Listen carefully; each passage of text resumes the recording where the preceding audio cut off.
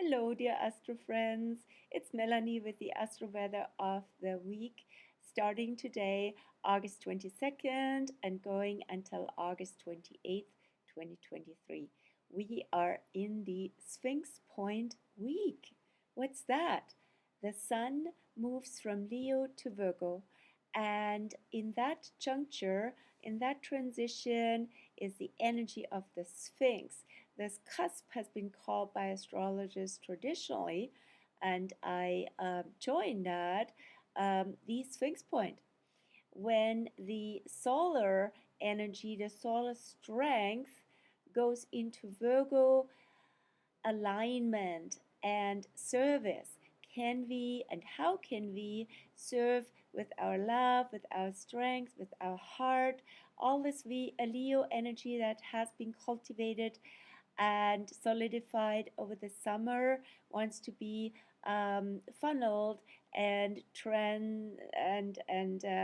put into action, into service, into helpful acts. And especially since Mars is already in Virgo and Mercury already in Virgo as well, and on the day when the Sun goes into Virgo tomorrow, Mercury will also go retrograde. So the energy really shifts. You probably already noticed it since the weekend and since Mercury went into pre-retro storm, which was the 15th of August, so just before the late Leo new moon.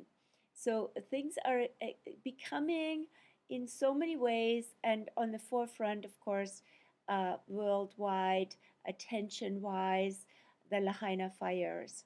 Things become really difficult, complicated, so much work, so much cleanup, so many issues that can be involved through this dramatic event that we all have seen and that could have touched us very deeply. Regarding Lahaina fires, like to get your attention for the little blog article I wrote with astrological considerations, but also lots of symbolism I saw through the event and what was evoked by it.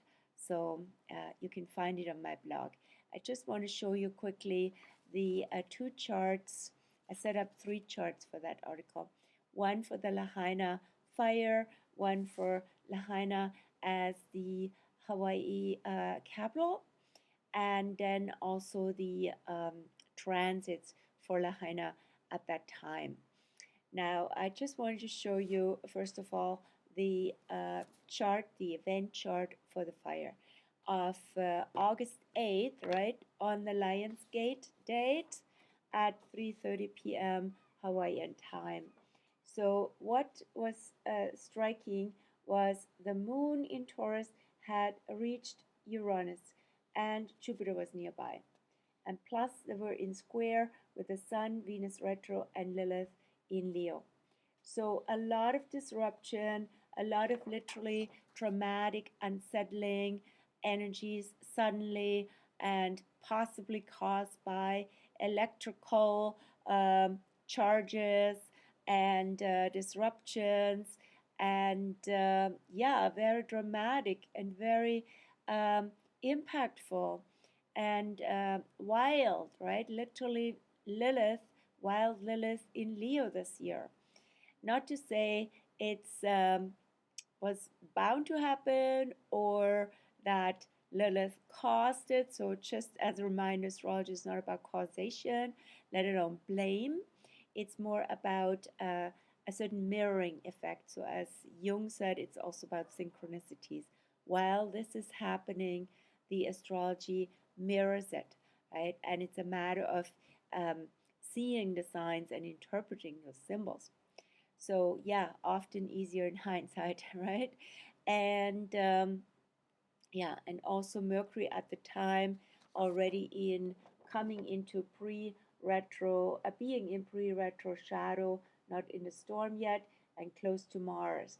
So there was a lot of concern, a lot of um, actually factors that could have helped were not in place. And yeah, just wanted to give you this little preview here. And there's more to say, but I refer to the article.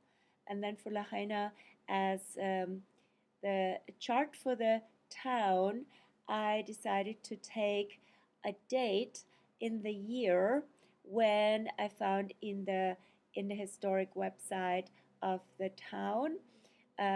Lahaina was actually became the capital of Hawaii, and that was in 2000. Sorry, it was in 1802, and I found that in 1802 the two planets Jupiter and Saturn were conjunct, which happens every 20 years and typically indicates the beginning of a new era, a new socio-political economic era, a new kingdom, in this case, the seat of the Kingdom of Hawaii.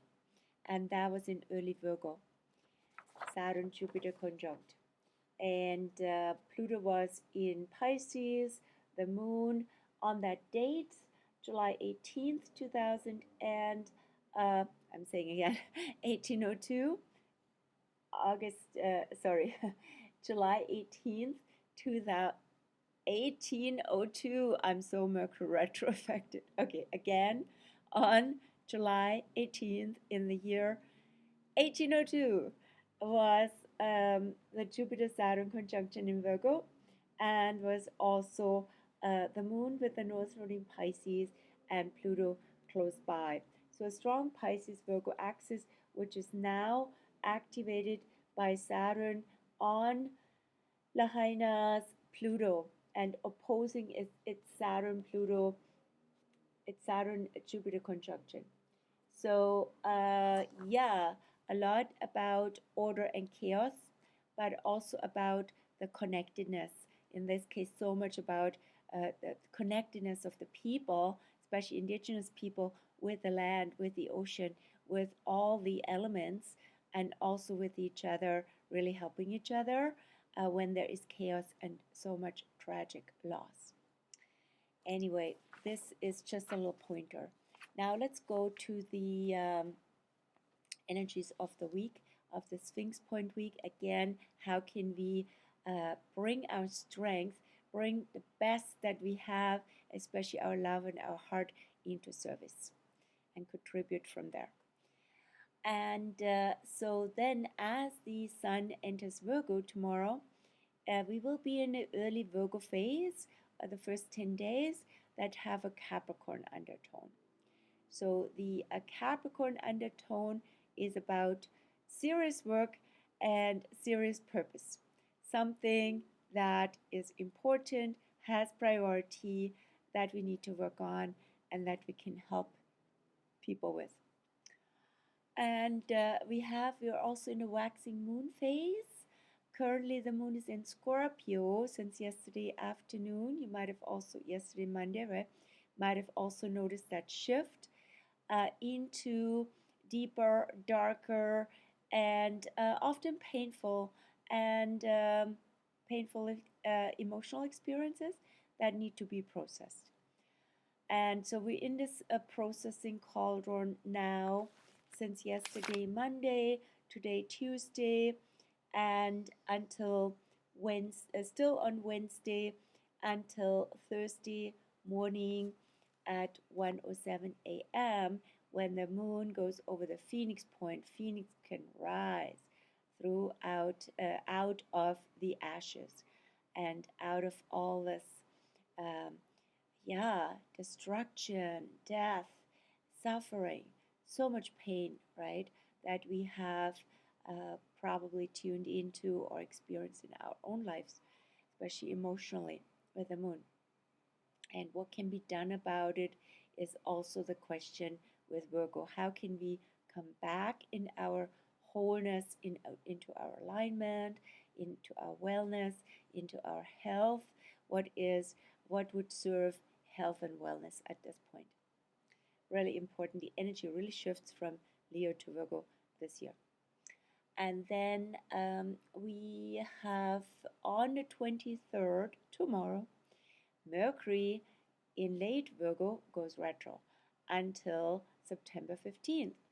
halfway point will be September 3rd. That's a good marker because, yeah, a lot is going on that day. No, I'm sorry, on September, September 6th. So, because a lot is going on September 3rd, 4th otherwise, but the halfway point will be on September 6th. And Mercury retro. Mercury in its own sign, it rules Gemini and Virgo. In this case, more practical, hands-on, but maybe also very concerned, very busy, maybe overly so, right? Sometimes too much concern, too much problem consciousness, where there don't have to be problems, doesn't necessarily serve, right? So how can we notice, again with the awareness, when we make things extra complicated and when we are in this perfection mode or in this concern mode that may create more loops in the mind, right? So how can we rather come into what helps, what is really again helping with wellness, and then to rethink the situation from that perspective, come up with new creative solutions from that place, rather than from a kind of a squirrely type panic and scarcity mode especially. So Mercury retro always helps us look into mental patterns, mindsets as they're called also, and call out the dysfunctional ones to ourselves with our awareness.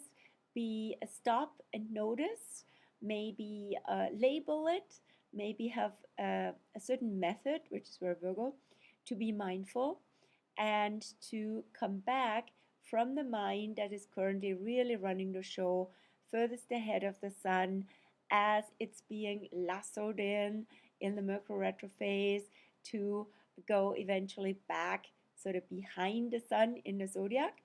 So the mind is running the show, is in the driver's seat. So many instructions, so many moving parts that are keeping us really busy, occupied, concerned, right? And then coming back from the mind to spirit, to the heart would be the idea, right? So any practice that can help us getting out of this kind of very agitated and yeah, the mind is really the trickster, right? So this is just the beginning, and typically in the turnaround phase from direct to retro this week, right? The stormy week, that's the most difficult week. Mercury moves the slowest and goes into retro. And Mercury is known to be a swift messenger, right? So it doesn't like to be super slow. So that can also mean that in communication, conversation, things are not really moving, things are stuck. So often messages are literally being stuck or not really read or understood for what they are intended. So we need to be even clearer with our communication, be patient, not be critical of ourselves or the other person. Just notice this is a strange mode right now that brings us back from the externalized busy mind more into retreat phase. It would be a wonderful phase, especially with Virgo. I know it's a busy time before school and work starts, but also finding retreat, maybe micro retreats, very Virgo, every day, right? A certain practice that can be just a few minutes of silence. And yeah, and maybe also of tending to something that makes the world a better place, which could be our garden, that could be something that a little note of kindness that you send out, and any practice that is really helpful and a little signal of yeah, that you care and that you like to be available and yeah, send out heart messages. So Mercury goes retro. Then what else is going on this week until next Monday? it's the weekend or Sunday, Monday brings quite some shifts. The first is on Sunday when Mars leaves Virgo and goes into Libra until October 11th. So Mars is per se not so happy in Libra because that's in its exile. It rules Aries. So what does the warrior do in the energy field of relationships and harmony and balance and peace, right? So ideally, it is putting our energy into asserting and fighting for peace if that is appropriate, right? So it might be also counterintuitive, right? It might be rather being peaceful than being, you know, anti or against something to come more into a peaceful place. And but it's also a great energy for anything legal and controversial, and in that regard, right, where it's about fairness, justice, and balance. So, especially with Mercury retro, from the second half of Mercury retro on, which is September 6th, from September 6th on, to actually address things um, that have not been in place and have therefore also not been. So there had been problems, there had been issues, especially relating to health, wellness, and all that. And justice needs to be served. So if or things have to be renegotiated, right, and come into a better, well organized, and for all related parties, fair and just agreement. So Mars can be on the forefront of that. But it can also bring conflicts up in relationships. And then with Mercury retro at the same time, those can be due to miscommunication. And so it's a matter of coming to the essence, to the ground, to the bottom, to the core of it all, and seeing things for what they are. When there's conflict, when there's anger, when there is a lack of relatedness, fairness, balance between people. So we can maybe, coming from the Virgo side, right? Maybe one person has been doing more for the other person, and then they feel angry about that, right? So it's time to assert that and to be clearer that fairies can return. Then on that's the 27th on, right? Then on the 28th, Uranus goes retro. So I should say, also forgot this piece for the 27th before I get to the 28th.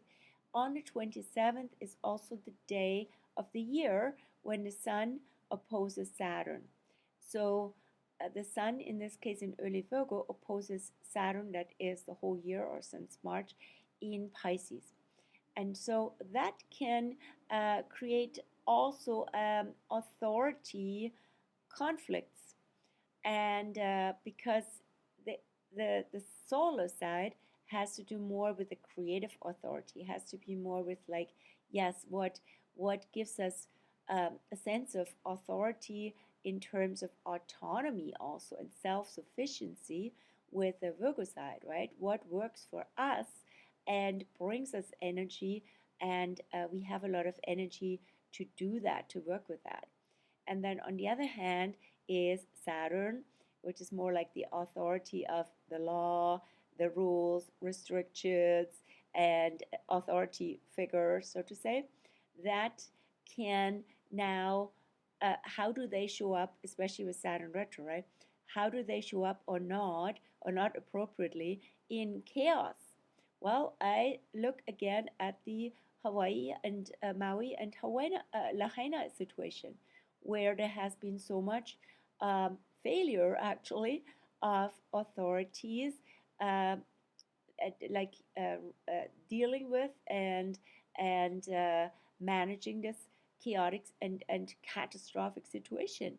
So that can also become more clear and will be called out, already is, and show us a lot about the role or um, the current state of managing crisis and chaos, where everything is linked and interrelated, right? That's very Pisces. It can be very overwhelming. Yes, you have to give everybody credit. Everybody's overwhelmed. But some people also are hired and elected to actually do this job. And how are they performing, right? That's the question here. And it's also a dynamic inside of us because it's Sun and Saturn will be in opposite poles of the spectrum, like a full moon, right? To bring these two sides together, to do what we can and keep ourselves in a good, healthy energy field, while the world is really dealing with lots of issues that seem to be cascading, right? And all coming together, since the web of life is affected and one thing leads to another, very Piscean, right? So what can we do for ourselves and for whom we can actually help at this situation? And so a lot to consider coming up towards the 27th, when the opposition is exact. And then on the 28th, next Monday, as I said, Uranus in Taurus goes retrograde. So that will be then the seventh planet to be retrograde simultaneously. With Mercury tomorrow, it will be 6, and then when Uranus adds to it, it will be 7, because by then we have Pluto. I just go from the order of the solar system, from the furthest out to the furthest in. Pluto retro, Neptune retro, then Uranus also retro from the 28th on, Chiron retro, Saturn retro, Venus retro, and Mercury retro. So there will be shifts on the following weekend again, on the 3rd and 4th, when Venus goes out of retro on the 3rd, but Jupiter goes into retro on the 4th of September. Then again, as long as Mercury is retro, the 15th of September, still 7 planets retro. So basically, the retro record is exact from the 28th of August till the 15th of September. And so Uranus is the last one, and I believe it also will be the last one to go out of retro on January 27th, when we have again a low retro and zero retro phase in winter. But typically in the last few years, we had this maximum retro records, typically in August, September. And here we go again. So Uranus going retro. Uranus is already stationary. That's what we also saw in the Lahaina fires. Uranus is basically the whole month of August and September moving very slowly in this U-turn mode, right? And so Uranus brings disruptive situations, and it's in Taurus, which it also is really challenged since 2018-19. So there's so much instability, unsettling, erratic, shocking, surprising situations for the Earth and for our usual stability, right, that we need. And so how do we actually work with this retrograde energy differently? With all the retrogrades, they invite us to go inwards. They invite us to look at recurring patterns and see, okay, this keeps coming back, so we have to resolve it. We can't just get away with it or put the head in the sand, right? So what are recurring patterns that, in this case, keep us from the pure Uranian impulse? Is liberation, freedom. So freedom also, I mean, that can take a lot of detachment, right? If you say, well, everything is impermanent, right? Don't get attached. Taurus likes to keep things as they are, and that is also an attachment to what we want and what we want to preserve. But Uranus says everything has its time, and anything can be gone in the matter of flash of a fire, of a lightning, and of yeah, blink of an eye, right?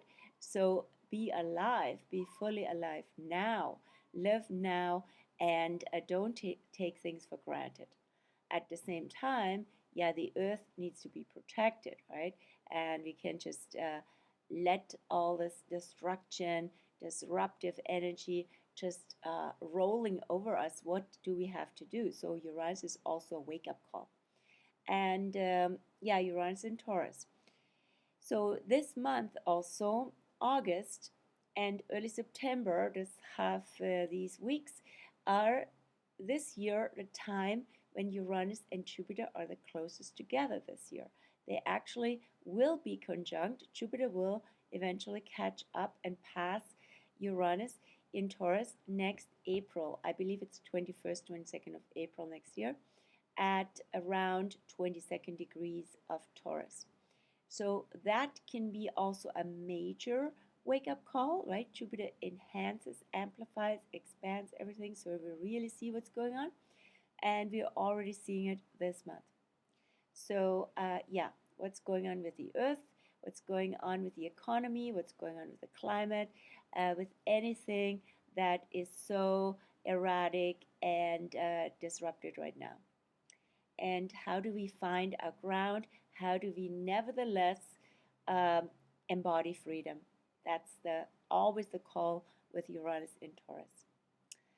Now, that's about it for this week. So again, the waxing moon is in Scorpio currently, will go into Sag on Thursday, just after midnight or 1 hour after midnight.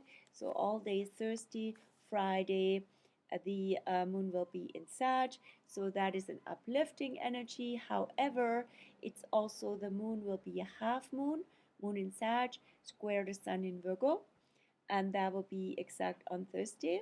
So it can be also some conflict and some contrast between, on one level, wanting to just be bigger than all of that, right? So also look at the bright side, outgrow everything, right? And find freedom in it all, right? With Sag. However, with Virgo, there's also all sorts of small things, apparently small things, that need to be attended to.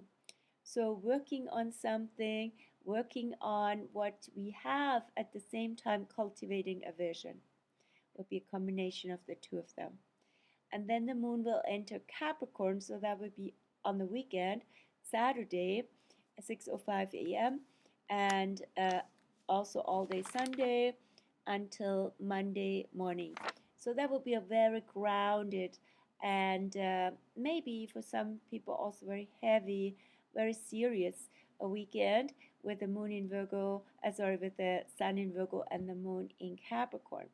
But also it's a good weekend to do work you might have put off, and basically harvest time.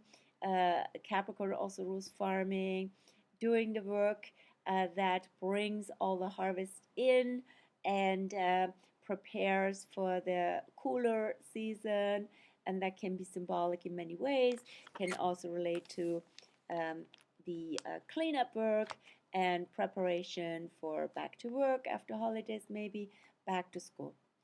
And I believe that's it. It's been possibly another longer one, well, 28 minutes. And wishing you a good week. Yes, it's a shift in energy, and we can do this. And it always comes down here to the Sphinx Point, self awareness in deep ways. Who are you truly, right? Who are you truly as a soul, as a spirit, and what is the work that wants to come through you with love? Be well, take care.